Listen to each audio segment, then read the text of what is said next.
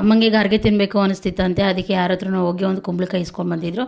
ಆ ಕುಂಬಳಕಾಯಿನ ಈ ಥರ ಚಿಕ್ಕ ಚಿಕ್ಕ ಪೀಸಾಗಿ ಕಟ್ ಮಾಡಿಕೊಂಡು ಅದಕ್ಕೆ ಸ್ವಲ್ಪ ನೀರು ಹಾಕ್ಕೊಂಡು ಅದು ಮೆತ್ತಗಾಗೋವರೆಗೂ ಬೇಯಿಸ್ಕೊಂಡು ಅದಕ್ಕೆ ಈ ಥರ ಒಂದು ಕಪ್ಪಷ್ಟು ಬೆಲ್ಲನ ಚಾಕುನಲ್ಲಿ ತುರಿದ್ಬಿಟ್ಟು ಹಾಕೊಳ್ತಾ ಇದ್ದೀನಿ.